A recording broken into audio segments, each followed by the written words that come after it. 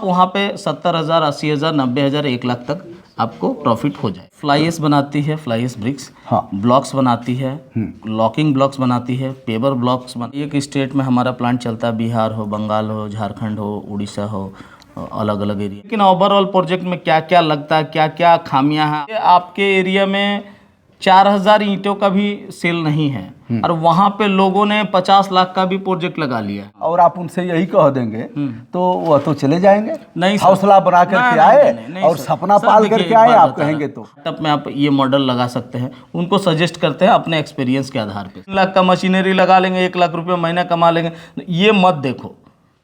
तो यूपी में बहुत ज़्यादा स्कोप है। रेड ब्रिक्स है, उसको भी सरकार बंद कर रही है धीरे धीरे। फ्लाई एश ब्रिक्स का सपना दिखाया और फिर करोड़ों का संयंत्र स्थापित हो गया, लाखों लाख लगा करके लगा दिया, फ्लोर हो गए। इसमें दोष किसका?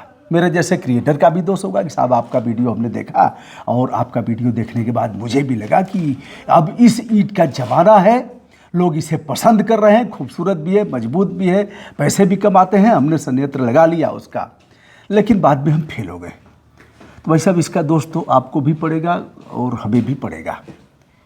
यह मशीनें 3 लाख से लेकर के और काफ़ी महंगी महंगी मशीनें हैं, बेरोजगारी है, सरकार की तमाम योजनाएं भी हैं, प्रदेश सरकारों की तरफ से भी है रोजगार स्थापित करने का, और केंद्र सरकार मोदी जी भी लगातार इसके प्रति युवाओं को जागरूक कर रहे हैं।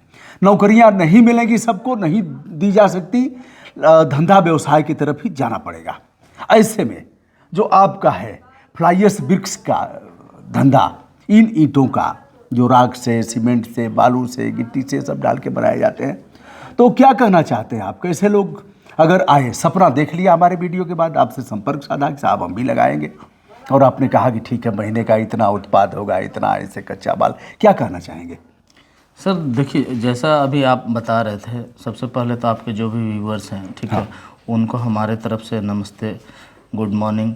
और आप सर वहाँ से चल के हमारे यहाँ जो आए हैं, हमारे वर्कशॉप में आए हैं, और जो जानकारी अभी व्यूवर्स को देना चाह रहे हैं या जो सवाल आप पूछेंगे उनका सटीक उत्तर हम आपको देंगे, ताकि लोग उसको सुन सके और उस पर अमल भी कर सकें।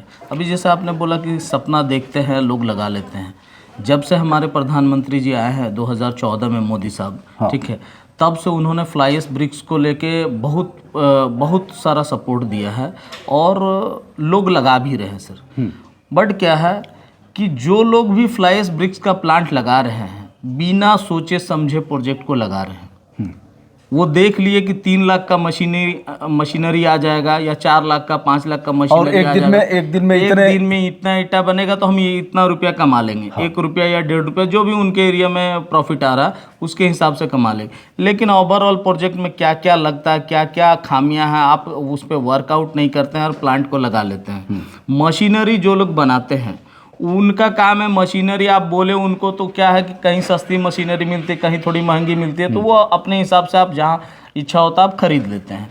बट पूरा जो प्रोजेक्ट का जो चयन है ना सर, एक एग्जांपल मैं आपको देता हूँ। जैसे मान लीजिए आपके एरिया में 4,000 ईंटों का भी सेल नहीं है और वहाँ पे लोगों ने 50 लाख का भी प्रोजेक्ट लगा लिया है, ठीक है। मशीनरी आता है, शेड आता है, बिजली आता है, पानी आता है, स्टोर रूम सीमेंट के लिए आता है, दूसरा रॉ मटेरियल आता है, ठीक है।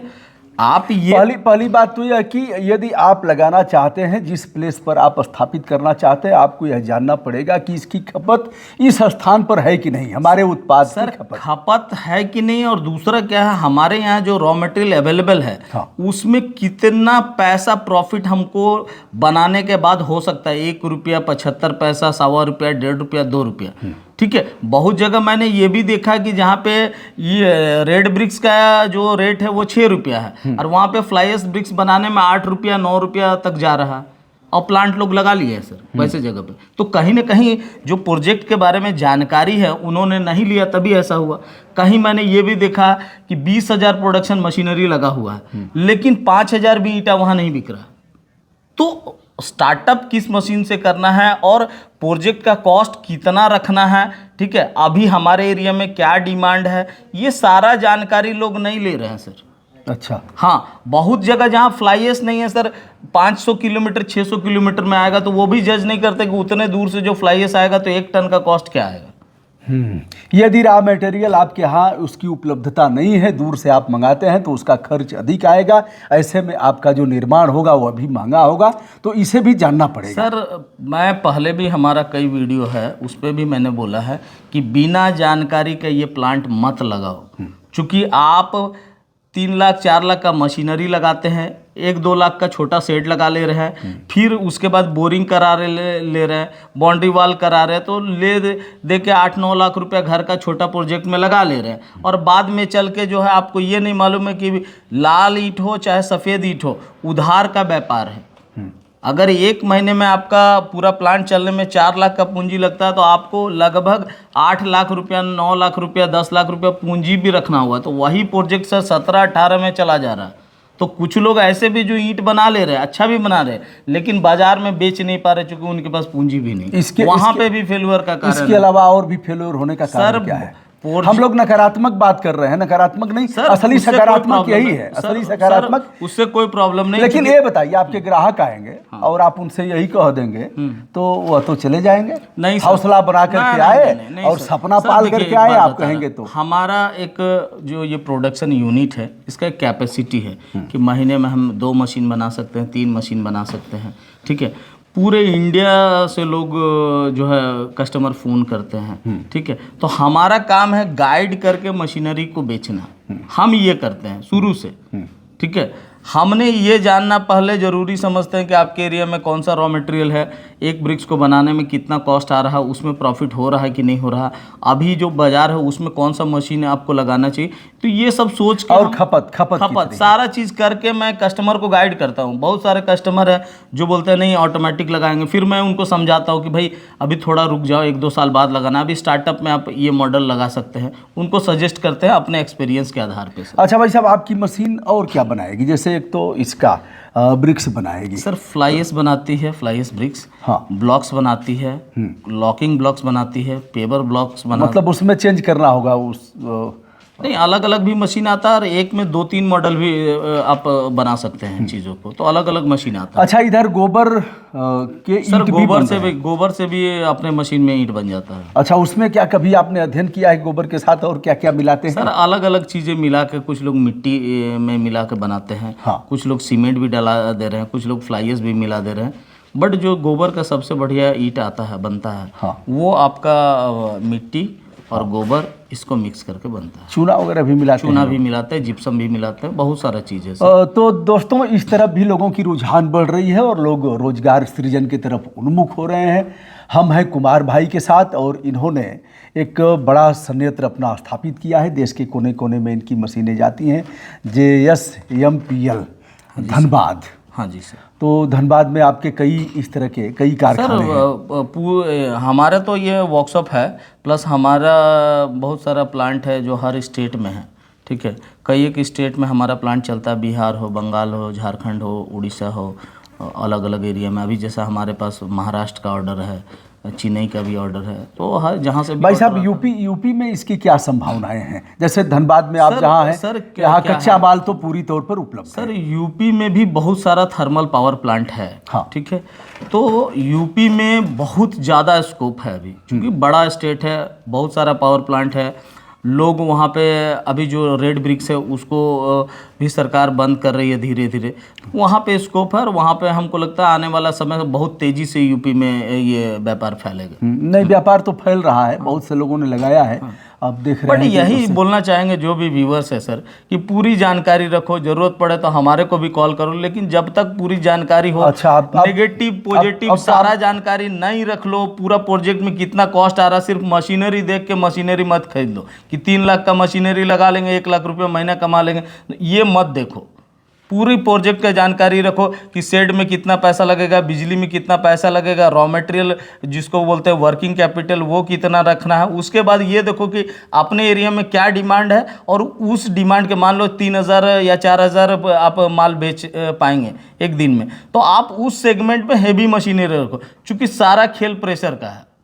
और श्रम शक्ति भी देखना पड़ेगा कि श्रम हमारे शक्ति यहाँ भी उसकी देखना होगा, उपलब्धता क्या है। सारा कैलकुलेशन मिला के ये कर लो। अगर आप नहीं कर पाएंगे मेरे को फ़ोन करो, मैं आपके एरिया का जो भी रॉ मटेरियल है उसके हिसाब से, उसके साइज के हिसाब से निकाल के बता दूंगा कि इतना एक ईंटे को बनाने में पड़ता है। क्योंकि सर यहाँ पे भी एक गलती हो रहा है कि बहुत जगह लोग देख ले रहे वीडियो में कि 3.5 रुपया में ईंट बन जा रहा है, 4 रुपये में, बट ऐसा नहीं होता है। हर एरिया में अलग अलग रॉ मटेरियल का कॉस्ट है और उसके हिसाब से ईंट बनता है। तो इस चीज़ पे मत जाओ कि 3.5 रुपये में ईंट बन जाएगा, क्योंकि लेबर का भी सर हर जगह अलग अलग मजदूरी आता है, रॉ मटेरियल भी आता है, बिजली भी आता है सर। हाँ, बिजली का भी कॉस्ट अलग अलग आता है अलग अलग स्टेट में। तो सारा चीज़ को ध्यान में रख के ही करना है। ज़रूरत पड़े तो हमारे को कॉल कर लो, हम आपको सारा निकाल के बता देंगे। उसके बाद आप डिसाइड करना कि भाई लगाना है या नहीं लगाना है, ठीक है। और स्टार्टअप में गलती मत करो बड़ी मशीनरी लगाने का, ये सबसे बड़ा गलती अभी हो रहा है सर। अच्छा, हाँ जी सर। आप सर समझो एक प्रोजेक्ट को आप 50 लाख में डाल दिए और आपका महीने का इनकम 40,000 50,000 हो, आप सरवाइव करेंगे? नहीं करेंगे, नहीं कर पाएंगे। ठीक है। लेकिन अगर आपका प्रोजेक्ट कॉस्ट 10-12 लाख होगा और 70,000 80,000 1 लाख अगर कमाएंगे तो आप सरवाइव कर देंगे। तो यहाँ मतलब गलती हो रहा है। चादर जितने पाँव, बस सर। अपनी हैसियत के अनुसार ही करना और है। बड़े प्रोजेक्ट से बचने का जरूरत है जहाँ पे भी लोग स्टार्टअप करना चाह रहे हैं। ये रिक्वेस्ट है हमारा, चूंकि मैंने हर दिन फेल्यूर जो लोग करते हैं वो भी फ़ोन करते हैं, सलाह लेते हैं। तो बहुत सारे ऐसे लोग हैं जो इस प्रोजेक्ट को लगा के सर अपना घर का पूंजी बर्बाद कर चुके हैं। मैं ओपन आपको बता रहा हूँ कुमार भाई, हमने अभी देखा है कि कुछ लोगों ने जहाँ दूसरे जगह से मशीनें मंगाया है, गुजरात और अन्य स्थान, वो अभी आपको फ़ोन करते हैं और उनको बताते रहते हैं, फ़ोन आपका खाली ही नहीं रहता है। अभी तो सर मैं यही जानता हूँ कि अगर मेरे में कुछ हुनर मिला है तो किसी भी जगह से मशीनरी खरीद लिए हैं, अगर मेरे से कोई सजेस्टमेंट चाहते हैं तो हम उनको देते हैं सर। दूसरा क्या है, मशीनरी बाज़ार में 2 तरह का है, एक लाइट मशीनरी, एक हेवी मशीनरी। तो मशीनरी भी इंडस्ट्रियल जो भी माने जिस इंडस्ट्री में मशीनरी का इस्तेमाल होता है उसमें हेवी मशीनरी लगाना चाहिए। छोटा लगाए बड़ा लगाए बट हेवी लगाना चाहिए, क्योंकि वहाँ पे लेबर का काम होता है, धूल उड़ता है और रफ़ इस्तेमाल भी होता है। ये रफ़ इस्तेमाल भी होता है जिसके कारण मशीनरी हेवी होना चाहिए। हाँ, और क्या क्या ध्यान रखें, जैसे कोई दुर्घटना ना हो, इसका भी ध्यान रखना चाहिए? सर दुर्घटना उसके लिए तो जो मैन पावर है उसको ट्रेंड किया जाता है हम लोगों के द्वारा। तो आप लोग कैसे ट्रेनिंग देते हैं? जैसे चलिए मान लीजिए यूपी में लगा दिया, वीडियो देखा, संपर्क किया, उसने जाना, यहाँ ट्रेनिंग लिया, लगा।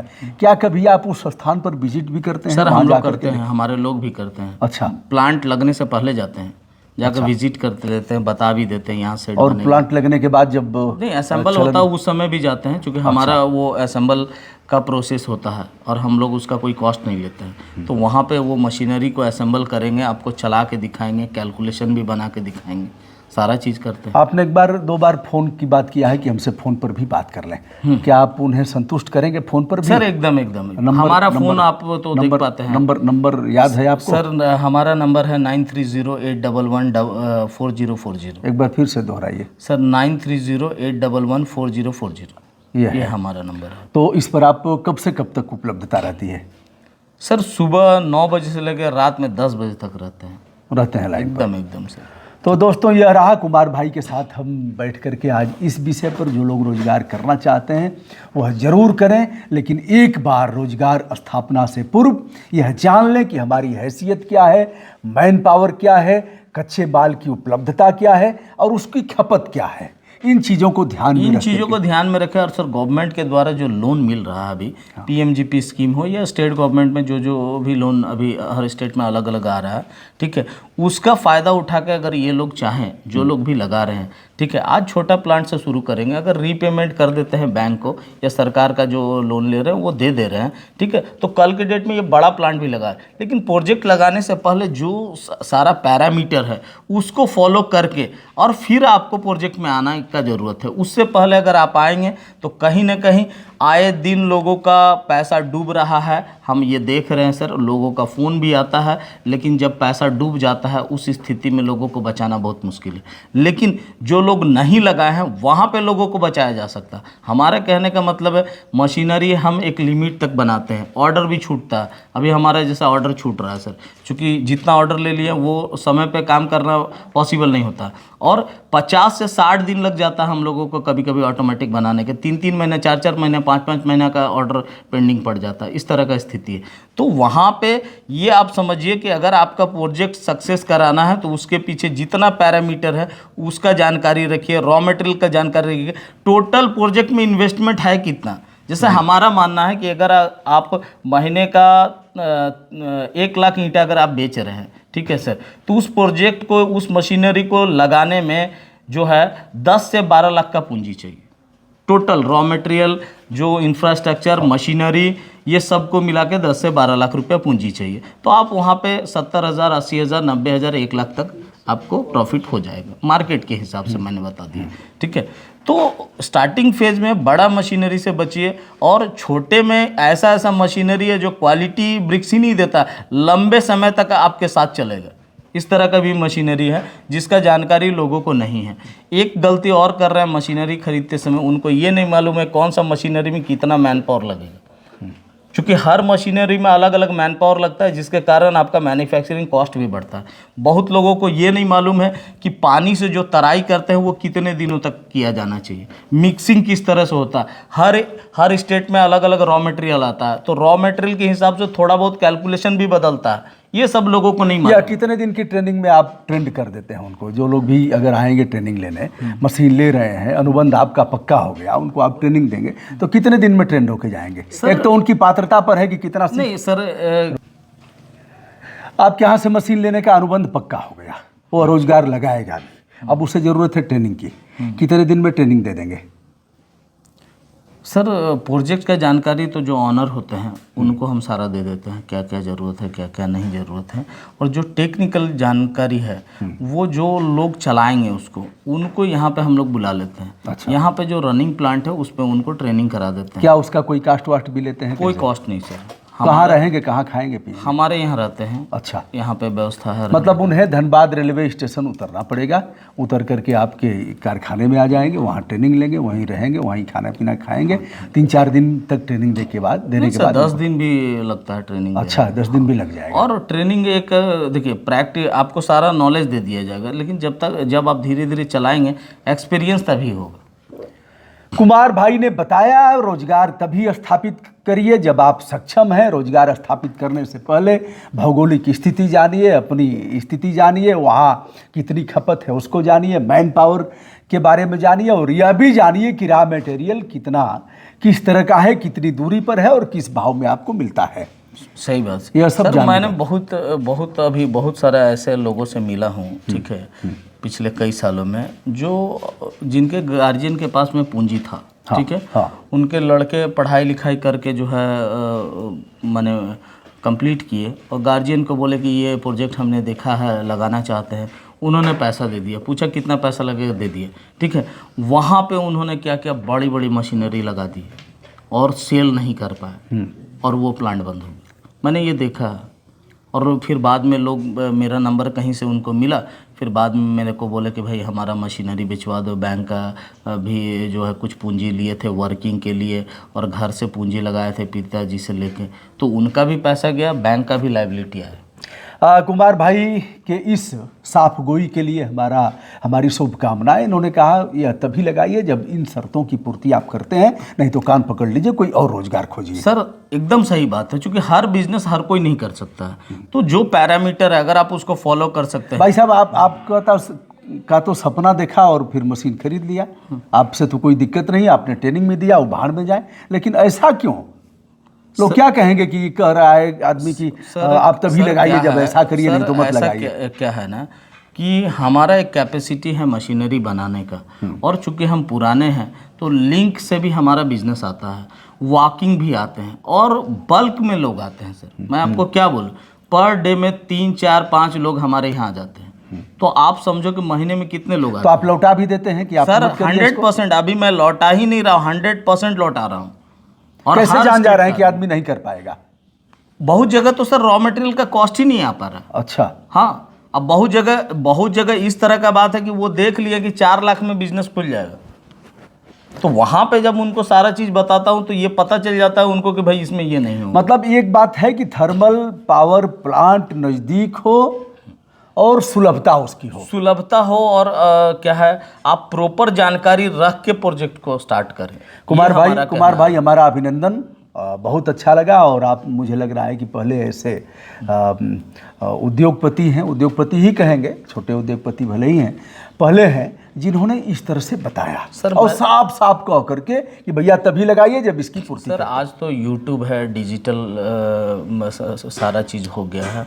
हम लोग उस समय से जब पेड़ पे जो है ना हम लोग ये होर्डिंग लगाया करते थे, पोस्टर चिपकाया करते थे, जैसे कोई पूजा स्थल है या कोई आने जाने के राह में, वहाँ से हम लोग यहाँ तक का सफ़र तय की। और मैं हर दिन अपने वर्कशॉप में रहता हूँ, सारा काम देखता हूँ ताकि लोगों का काम बढ़िया हो, और लोगों से मिलना भी पसंद करते हैं, हर तरह के लोगों से मिलना पसंद करते हैं। प्रोजेक्ट लगे चाहे नहीं लगे, हम ऑर्डर ले पाएँ या नहीं ले पाएँ, हो सकता है कि हमारे पास ऑर्डर हो तो हम आपका ऑर्डर उस समय ना ले पाएँ, लेकिन जानकारी आपको प्रॉपर हम देंगे। इसकी आपको सर आश्वस्त करता हूँ कि जो भी व्यूवर्स आपके हमको फ़ोन करेंगे, गाइड उनको प्रॉपर करें। हो सकता है हम उनका ऑर्डर कभी कभी ना ले पाएँ, क्योंकि काम अगर लिया रहेगा तो उस समय में नहीं ले पाएंगे, ठीक है, तो ये हो सकता है। लेकिन गाइड करने का प्रॉमिस करता हूँ आपके वीडियो में कि प्रॉपर उनको गाइड करेंगे, कितना प्रोजेक्ट कॉस्ट होना चाहिए, अभी आपके एरिया में कौन सा मशीनरी लगाना चाहिए, कितना में आपका लैंडिंग कॉस्ट हो रहा है एक ब्रिक्स को बनाने में,